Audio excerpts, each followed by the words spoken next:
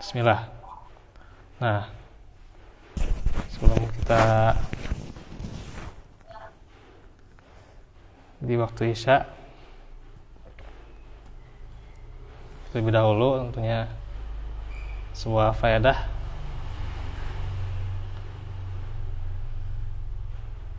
yang dimana tentang berguguran di jalan hijrah dan dakwah ya. Bisa jadi ada dari saudara kita yang dahulunya istiqomah di dalam jalan hijrah dan dakwah ya. Dia sangat istiqomah sekali gitu ya. Hingga benar-benar rintangan yang dihadapinya tidak menggugurkan atau tidak menyurutkan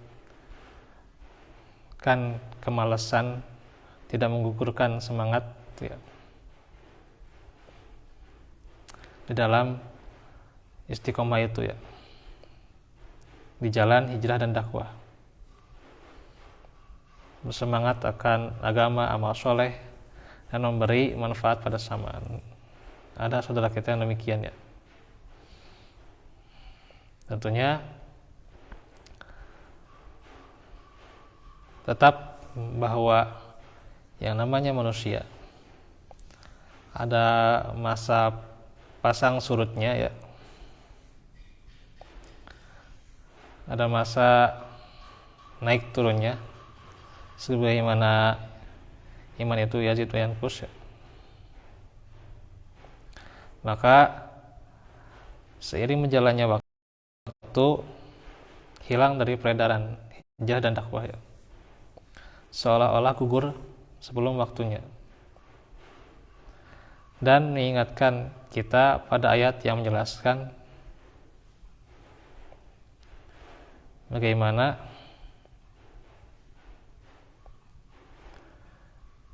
kerasnya hari seiring berjalannya waktu akibat fitnah yang begitu dahsyat ya.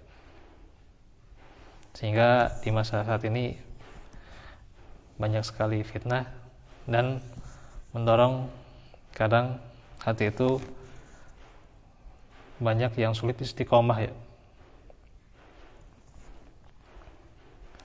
Di dalam surah Al-Hadid ya,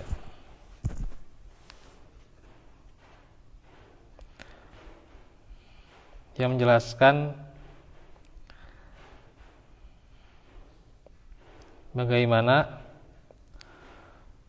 masa panjangnya ya,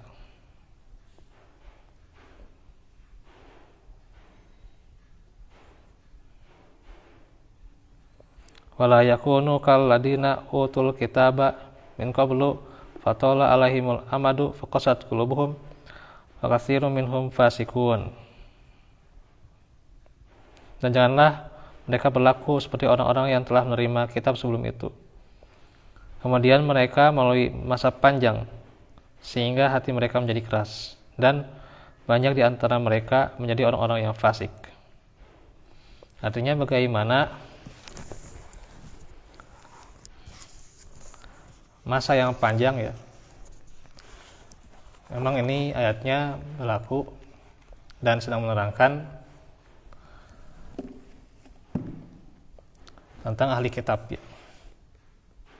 Tetapi tentunya untuk zamannya termasuk juga kita ya, termasuk juga kita yang terkadang sudah lama itu ya dalam masa-masa hijrah dan juga dakwah itu ya. Akan tetapi dengan lamanya itu bukan kita menambah istiqomah ya, justru malah kurang semangat ya, guguran ya. Bahkan kemaksiatan yang dilakukan kembali. Nah, disinilah bagaimana masa panjang kita yang seharusnya dimanfaatkan untuk menjadi orang yang semakin matang ya. Apalagi dengan tumbuhnya berbagai macam kemudahan dalam menuntut ilmu ya. Hanya saja kita keras hati kita seiring banyaknya fitnah ya. Seiring banyaknya bertambahnya juga aliran sesat atau bertambah juga bagaimana godaan-godaan ya. Seiring bertambahnya hubud dunia ya. Nah, ini yang harus dihindari. Ketika rasa zuhud sudah berkurang itu ya. Atau bagaimana berkurangnya secara perlahan sifat-sifat yang dulu kita konsistenkan gitu ya. Mungkin dahulu ketika awal hijrah, masa awalnya itu lebih mudah untuk menghafal, lebih mudah untuk tilawah, bahkan lebih mudah kalau memaksakan sholat malamnya atau saum dan sebagainya. Tetapi ketika di zaman sudah lama-lama kita hijrah dan dakwah, justru berat ya mengamalkan ini ya. Malah ya minimalnya ada walaupun ya sedikitnya, tapi di sini tidak sama sekali gitu ya. Nah, itu yang harusnya menjadi perhatian bagi kita. Maka saudara kita yang berguguran di jalan hijrah dan dakwah kini sudah tahu rimbanya, sudah hilang dari majelis ilmu, sudah tidak lama kita berjumpa lagi. Sekali berjumpa tiba-tiba ia terlihat sudah banyak meninggalkan sunnah dan ajaran Islam ya. Bahkan sudah berani untuk melepas jilbab ya, atau memakai jilbab yang tidak menutup dadanya ya, atau pakai baju yang ketat ya, gitu. Bahkan sampai-sampai ada juga yang terjerat riba ya. Maka hal ini bisa saja terjadi ya, akibat tidak menempuh sebab-sebab istiqomah. Sedangkan fitnah dan manisnya dunia benar-benar menipu dan menyeret secara perlahan-lahan orang-orang yang dahulunya istiqomah. Maka fitnah yang datang secara perlahan-lahan dan terus-menerus inilah yang lebih berbahaya ya.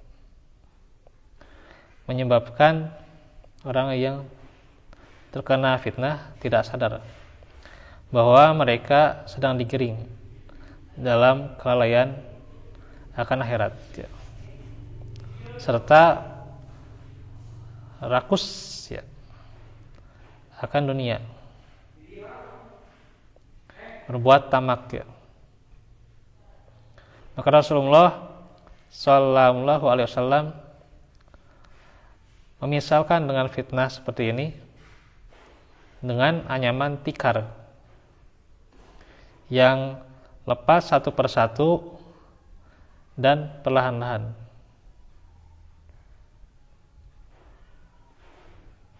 Nah, ini berbahaya ya, ketika sudah benar-benar orang itu terlepas padanya ya, tidak peduli lagi keimanannya, tidak peduli lagi amalnya, tidak peduli akan dirinya dan orang lain, sehingga akan mudahnya ia melakukan kemaksiatan yang dahulu dikerjakan, dosa yang dahulu dilakukan ya. Agar kita tidak gugur di jalan hijrah dan dakwah, ada dua hal yang bisa ditekankan. Meskipun banyak sebab-sebab lainnya yang menyebabkan seorang juga istiqomah ya. Yang pertama tentunya majelis ilmu ya.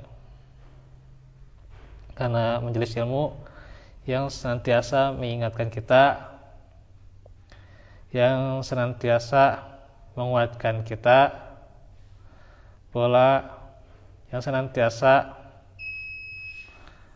memecut kita ya, bahwa kita itu masih tertinggal ya. Maka dengan hadir di majelis ilmu, kita akan tersadar bahwa kita itu tidak ada apa-apanya dan semakin bersemangat dalam beramal. Karena majelis ilmu, majelis yang di dalamnya dibahas tentang Islam, ini akan secara langsung maupun tidak langsung hati kita akan bertahap mencoba berubah ya, agar tidak mendek ya. Yaitu bagaimana? Yaitu tentunya meningkat keimanannya ya. Kalaupun turun, jangan sampai kita jeblok ya.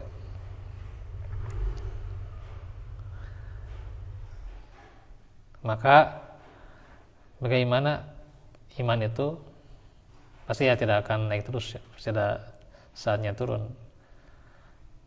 Nah, saat inilah, saat futur inilah ketika beratnya, maka tidak boleh meninggalkan majelis ilmu ya. Di situ yang akan memompa kita kembali ya, yang mengembalikan semangat walaupun dalam keadaan sangat futur ya gitu. Ketika adanya majelis ilmu, kita bukan hanya terhibur, tapi bagaimana kembali bergembira kembali ya, agar kita meningkat amal soleh kita, dan tentunya agar menghindari maksiat ya, yaitu majelis ilmu ya. Kedua, tentunya dengan sebab diantaranya teman ya, dan lingkungan yang baik ya. Karena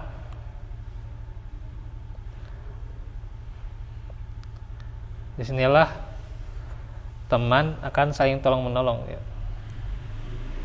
Ketika kita sedang futur-futurnya ya,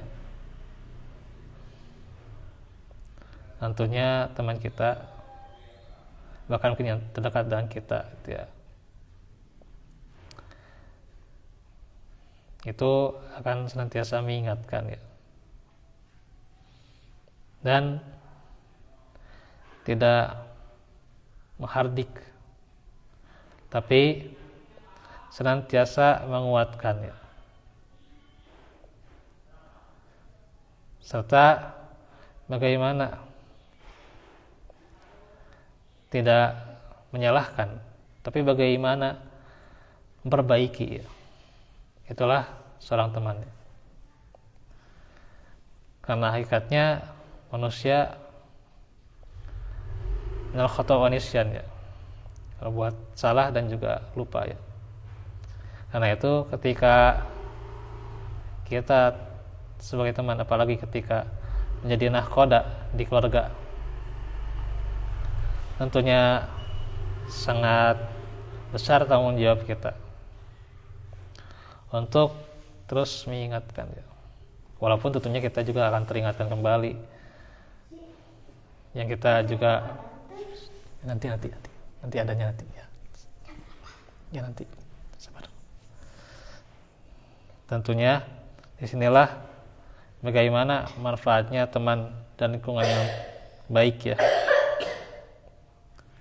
Karena nantinya akan menguatkan kita agar menjadi hamba yang mulia, yang kembali semangatnya dengan senantiasa watawasau bil haqqi, saling nasihati dalam kebenaran, dan juga watawasau bis sabr ya, saling menasihati dalam kesabaran ya. Nah, inilah yang menjadi modal bagi kita, yaitu majelis ilmu dan juga teman atau lingkungan yang baik. Tentunya semua ini tentu diawali oleh kita ya, agar kita tentu tidak hanya bergantung pada orang lain tuh ya, tapi bagaimana kita menjadi pelopor agar senantiasa kita menjadi yang pertama, menjadi yang unggul dalam menguatkan hal itu, dan juga di dalam ta'awun agar menjadi hamba Allah yang sebenar-benarnya ya. Iya, yang terlagi. Nah, itu iya yang bisa disampaikan. Wa'alafu minkum wa'alafikum. Rabbana atina fid dunya hasanah wa fil akhirati hasanah wa qina adzabannar. Rabbana hab lana min azwajina wa dzurriyyatina qurrata a'yun waj'alna lil muttaqina imama. Ya muqallibal qulub tsabbit qalbi ala dinik, ya musarrifal qulub sarrif qalbi ala taatik. Subhanaka wa bihamdika anta astaghfiruka wa atubu ilaik. Alhamdulillahil alamin. Wassalamualaikum warahmatullahi wabarakatuh.